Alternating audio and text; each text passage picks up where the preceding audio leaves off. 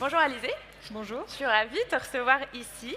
Ce que j'aimerais pour commencer, moi, les interviews que je fais, c'est de savoir d'où tu viens, où est né ce déclic pour toi et cette envie de t'engager professionnellement sur ce sujet-là avec ta solution dont on parlera un petit peu plus après, parce que je veux qu'on retourne sur la genèse de ton engagement. Est-ce que tu as l'impression qu'il y a eu un déclic, un moment où tu t'es dit, il faut se bouger? Je pense qu'il y a eu plein de choses qui m'ont mené ici aujourd'hui à l'entrepreneuriat à impact, on va dire. Moi, j'ai une formation d'ingénieur à la base. J'ai ensuite travaillé un peu sur des sujets RSE dans des grands groupes. Et en fait, c'est vrai que mon engagement écologique, je pense qu'il est venu au départ pendant mes études. J'ai fait pas mal de rencontres pendant ces études. J'ai un peu voyagé en Suède, par exemple, qui est un pays où les consciences écologiques sont peut-être un peu plus développées. C'est là-bas, par exemple, que ce symbole de la honte de l'avion est né. Donc c'est vrai que ça a commencé à mûrir par là, et quand je me suis vraiment rendu compte de l'urgence climatique dans laquelle on était, moi, ma réaction, ça a été de me former. Donc me Ok. former aux questions de développement durable, en faire un master après mon école d'ingénieur. Et à ce moment-là, je me suis dit, ok, maintenant, comment je lie, moi, mes compétences en ingénieur et bah, ces acquis que j'ai eus en développement durable. Et j'ai d'abord cru avoir trouvé la solution en travaillant en RSE. Et en fait, parfois, j'avais l'impression d'être à ma place et de me dire, OK, j'ai un bon impact, etc. Au fur et à mesure du temps, j'étais très vite insatisfaite. J'avais l'impression de ne pas en faire assez, peut-être pas assez vite pour la transition. Et je rentrais peut-être un peu dans ce cercle vicieux de l'inaction où j'avais l'impression d'être comme beaucoup qui commencent leur transition, en fait, d'être face à cette montagne qu'on a l'impression qui est impossible à gravir, se dire bah, moi en fait je suis tout petit, qu'est-ce que ça va faire mes petits pas face à tout ça. Et en fait je crois que le déclic ça a été quand je me suis rendu compte que plutôt que prendre tout ça de manière négative, de se dire qu'il faut une transition positive. Et quand j'ai compris tout ça, que chaque petit pas était chouette et qu'en fait, on pouvait rencontrer des gens super cool qui étaient à fond dans la transition et que plein de choses se passaient autour de nous, c'est là que j'ai vraiment commencé à avoir un impact et être aussi mieux avec moi-même peut-être, voir cette transition positive comme un début de changement chez les autres et une balance pour moi qui était meilleure. Et c'est là aussi que j'ai rencontré du coup Chiara et Léo, avec qui j'ai cofondé le projet sur lequel je travaille aujourd'hui. Donc voilà, être bien entouré et prendre la transition de manière positive, je pense que ça a été vraiment mon déclic en tout cas. Merci.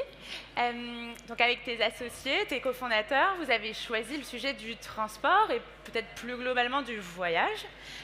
Pourquoi avoir choisi cette industrie, ce secteur? Qu'est-ce que ça évoque pour toi? Alors pour moi, je crois que la première chose, c'est peut-être l'impact que ça peut avoir.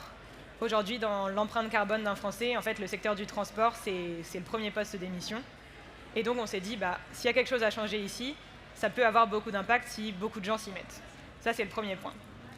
Ensuite, on a réalisé qu'aujourd'hui, beaucoup de gens commencent à se dire que peut-être il faudrait limiter l'avion, limiter la voiture pour des questions écologiques. Mais en fait, peu de gens passent à l'action parce qu'aujourd'hui, on a très peu de solutions qui nous permettent de nous dire ok, comment je me rends moi demain à Budapest en train et comment j'organise tout ça. Donc ça, c'était en fait le champ des possibles qui était encore super ouvert. Et enfin, d'un point de vue plus personnel, bah moi, j'adore voyager et je voulais pas me dire qu'en arrêtant l'avion, j'allais arrêter de voyager. Et en fait, ce voyage, il peut être super positif et ça peut faire partie de cette transition positive. On s'est dit qu'en menant un projet dans le voyage et dans le transport, on pouvait faire rêver avec la transition écologique et ça nous bottait bien, quoi. Alors moi je suis une citoyenne, c'était quoi, tous citoyens du changement, je suis une citoyenne du changement, j'ai envie de te suivre, j'ai envie de réduire mon impact carbone, mais j'ai quand même envie de voyager, je me connecte sur Molo, qu'est-ce qui se passe, en quoi ça m'aide? Alors Molo, c'est vraiment une plateforme qui va faciliter le voyage bas carbone en Europe. Donc très concrètement, aujourd'hui, on propose une cinquantaine de destinations au départ de plusieurs villes en France et on va vraiment venir décortiquer le trajet pour le voyageur. Aujourd'hui, si on veut se rendre à Istanbul par exemple, on va montrer qu'il existe en fait 3 trains de nuit qu'on peut prendre. On va s'arrêter à Vienne et à Bucarest sur le trajet. Et en plus de proposer ces possibilités de trajet avec des liens pour venir réserver son billet, on va vraiment recréer tout ce concept du trajet au cœur du voyage. C'est-à-dire qu'on va proposer aux voyageurs toutes les bonnes choses à faire à Vienne par exemple, pour se dire que bien sûr on va mettre plus de temps à se rendre à Istanbul en train qu'on l'aurait fait en avion. Par contre, quand on sera arrivé à Istanbul, on aura peut-être vécu 3 voyages en un parce qu'on aura découvert plein de choses sur la route. Et en fait, oui, on prend le trajet plus lentement, mais on y ajoute plein de choses. En plus de ça, notre plateforme, elle est communautaire. C'est-à-dire que nous, on va proposer des trajets, mais tout un chacun, toi demain, tu pars à Rome en train, tu vas pouvoir te dire, ok, je vais ajouter mon itinéraire sur Molo et me dire qu'en fait, ce trajet, il va en inspirer d'autres. On est beaucoup sur le partage d'expériences et se dire que voilà, une expérience va en inspirer d'autres, avoir cet effet de boule de neige, créer toute une communauté autour du voyage, parce qu'en fait, souvent, on est un peu bloqué, on a beaucoup de freins face à ça, et si on voit son voisin qui part à Budapest en train, on va se dire, en fait, pourquoi pas moi? C'est un peu le concept qu'il y a derrière Molo. Alors peut-être pour aider un peu à comprendre, ça me fait un peu penser à un trainline et en même temps à un média qui raconterait des parcours, des aventures. Il y a beaucoup d'images, des vidéos. Est-ce que vous créez du contenu? Ouais, c'est un peu un mix de tout ça en fait. D'un côté, on va faciliter et dégrossir l'organisation, donc être un résumé clair et précis des blogs, avoir des liens type Trainline, et ensuite on va vraiment raconter une histoire pour changer nos imaginaires de voyage qui sont aujourd'hui beaucoup, on arrive à destination, on fait des choses, nous non, on met le trajet et l'aventure elle commence à la gare de départ. Donc on est aussi très actifs sur les réseaux sociaux, on partage les voyages de notre communauté. Il y a un de nos bénévoles qui est en ce moment en train de faire le trajet Paris-Grèce en train plus ferry, etc. On en a un autre qui part dans 2 semaines jusqu'à Bali en train. Donc vraiment montrer que le champ des possibles est énorme et que chacun peut se lancer et que ça peut être vraiment chouette de voyager en train. Je suis curieuse de savoir dans cette équipe fondatrice, et toi particulièrement en face de moi, Les Pépites Vertes, c'est un média qui présente les métiers de la transition écologique et qui aussi adresse le sujet des compétences de la transition écologique. Tu nous as dit que tu as été formée en école d'ingé. Comment tu utilises tes compétences très concrètes, ta formation dans ce projet-là, toi? Alors nous aujourd'hui, on est au tout début, donc on est un peu touche à tout, tous les trois évidemment. On a une partie où on a développé la plateforme en no-code, donc moi, je ne suis pas développeuse. Par contre, il y a une logique derrière qui, avec l'école d'ingé, ça m'aide bien. Ensuite, il y a toute une logique de... en fait, on a des bénévoles, on est une association. Donc, il va falloir gérer toute cette structuration, prioriser les tâches, etc. etc. Et ensuite, c'est aussi, j'ai appris à apprendre peut-être le plus vite possible. Et aujourd'hui, par exemple, je gère un peu la communication pour Molo. C'est quelque chose que je ne connaissais pas du tout à la base. Mais en fait, j'apprends à me former, je découvre plein de choses et voilà, donc c'est sûr que je n'ai pas un métier de pur ingénieur comme on pourrait l'imaginer, mais ma formation m'a quand même aidé à m'adapter, on va dire. Merci. Est-ce que tu peux peut-être juste nous expliquer ce que c'est que le no-code et dans quelle mesure, pour un jeune porteur de projet, des outils de no-code peuvent aider à lancer, si on n'a pas de développeur dans son équipe et qu'on a quand même un projet digital en tête, ça consiste en quoi? Le no-code, c'est comme un code qui va être du Java ou quoi, mais on va dire plus simple et qui fait juste... amener de la logique. Et en fait, avec un peu de logique, on peut se dire, si je clique sur ce bouton, il va se passer ça, et donc ça va afficher tel écran. En fait, ça va permettre à un peu tout un chacun de se lancer et créer un site web assez simple finalement, tout en ayant plein de possibilités. Enfin, aujourd'hui, notre plateforme, elle marche en no-code, elle est accessible à tout le monde peut se lancer. Et c'est un peu pour faire le parallèle un peu similaire à Excel, où même si on n'est pas un pro, on va taper sur Google mon truc bloque, je n'arrive pas à me sortir de cette case qui me fait ça. Pour le no-code, c'est pareil, il y a énormément d'informations, c'est très accessible. Et donc, on va trouver quelqu'un qui aura eu le même problème que nous et ça va vite nous débloquer. Donc, sans avoir aucune compétence en développement, on peut se lancer et ça permet de faire des projets chouettes sans y passer des milliards d'heures et avoir de grosses compétences en code, quoi. Merci, à bon entendeur, ça peut être un bon outil. Vous avez lancé quand exactement? Comment ça a été reçu par le public? Alors on a lancé mi-mars, donc c'est tout récent, mi-mars sur LinkedIn, on a fait chacun un post pour expliquer finalement ce qui se passait. On a eu la chance d'être pas mal relayé sur ce réseau-là et depuis le lancement, on a eu plus de 120 000 utilisateurs sur la plateforme. Donc en un peu plus de 2 mois et demi, c'est vraiment chouette et on est super content de voir cet engouement autour du voyage. On a vraiment misé sur le fait d'être relayé par des gens de la communauté et d'aussi nous partager nos voyages. Donc aujourd'hui, nous on va partager les voyages qu'on fait. Et c'est quelque chose qui plaît aux gens et on voit qu'il y a un engouement qui commence à se créer. Et notre idée, c'est qu'aussi les bénévoles qui nous ont rejoints, par exemple, communiquent sur leur voyage et donc ça va atteindre leur réseau. Et avec ça, on a un peu cet effet de boule de neige qui prend et voilà. Tu nous as parlé tout à l'heure de quelques voyages en train jusqu'à Bali ou autre. Est-ce que tu pourrais nous faire un peu voyager là? On est à la fin de Change Now, on est fatigué, on a envie de penser au soleil et aux vacances. Tu nous emmènes nous sur Molo là? Alors peut-être un premier voyage qui est assez important pour nous, qui est un voyage vers la Grèce qu'a fait Chiara, donc une des autres cofondateurs du projet. Elle est partie jusqu'en Grèce sans avion et c'était un peu son voyage initiatique, on va dire, qui a lancé le projet. Donc aller en Grèce sans avion, on ne le cache pas, c'est long. C'est 35 heures de trajet, 5 trains, 2 ferries, et un bus. Alors dit comme ça peut en décourager plus d'un, mais en fait, Chiara, quand elle le raconte, c'est plein de souvenirs qui remontent, c'est une vraie aventure, un vrai dépaysement, et en fait, c'est le temps de prendre le temps. Quand elle a réalisé ce voyage, elle est passée par plein de villes.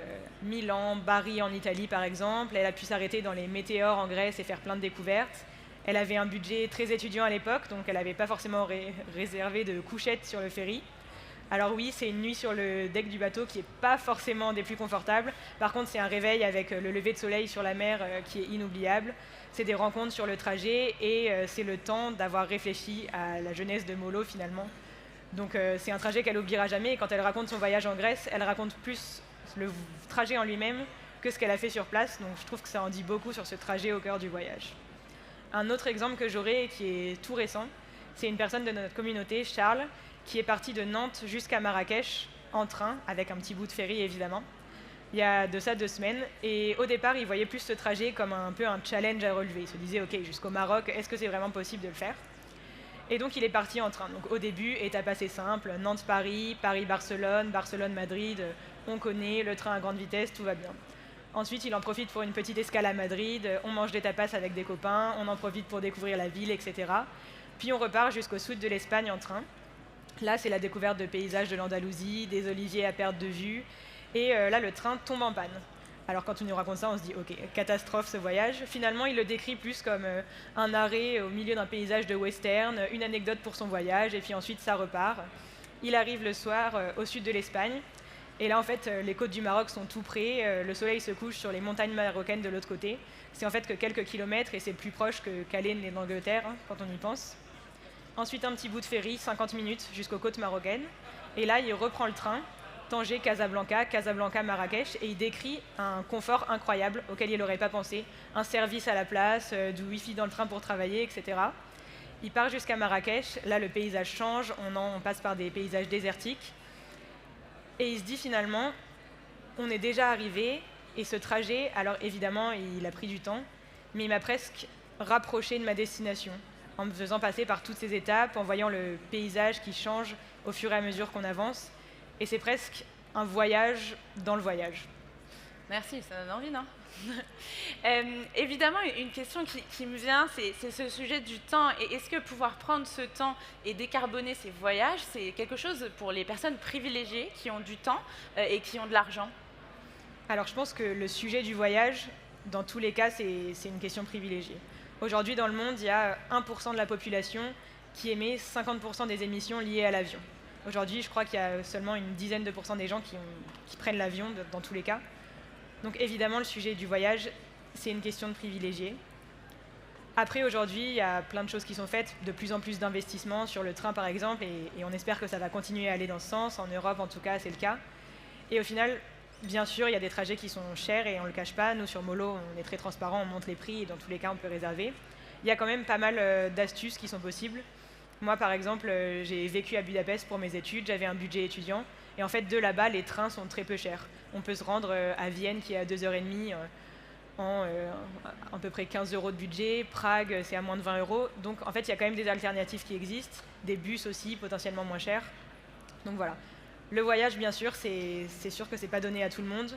Par contre, ça permet de lancer des déclics chez les gens aussi, d'aller à la rencontre des gens qui, peut-être, eux, ne peuvent pas se déplacer. Et donc, on a trouvé que c'était quand même important de montrer qu'il y avait d'autres façons de voyager, même si, bien sûr, il faut se rendre compte de la chance qu'on a et pas se dire « j'arrête l'avion, ah là là, ma vie va être terrible » parce que non, il y a plein d'opportunités. Et en plus de ça, si toi, tu prends l'avion, c'est que déjà, tu es quelqu'un qui a beaucoup de chance dans la vie, quoi. Merci pour ces petits points de précision. Peut-être qu'on arrive à la fin de l'interview. Est-ce que tu aurais un message à partager aux personnes qui sont dans l'audience, qui n'ont pas encore passé le pas de repenser leur manière de voyager? Ouais, alors je pense qu'aujourd'hui, ce qui est sûr, c'est que la transition écologique et sociale dans le secteur du tourisme, elle est nécessaire, elle est urgente. Maintenant, ce qui est top de se dire, c'est qu'on peut tous être acteurs de cette transition très facilement. Aujourd'hui, il y a un chiffre qui est que plus de 60% des Français disent vouloir trouver des alternatives durables à l'avion, à la voiture. Aujourd'hui, on voit qu'on n'a pas de passage à l'action en globalité. Par contre, c'est possible, et plus il va y avoir de personnes qui vont s'y mettre, plus on va avoir de personnes qui vont s'y mettre. Donc l'action entraîne l'action. Aujourd'hui, avec Molo, on propose une solution qui va faciliter ce passage à l'action, et donc un message à faire passer. Rendez-vous sur Molo pour planifier vos vacances qui arrivent cet été. Pas mal la conclusion. Bravo.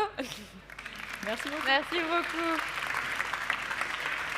Merci beaucoup Alizée pour cette première intervention sur le sujet du transport qui, comme tu nous l'as repartagé, est un des secteurs émissifs et un des secteurs sur lesquels on cherche des solutions en tant que citoyen, consommateur, sur lesquels on va aussi évidemment attendre du service public d'encourager le passage à l'action côté consommateur.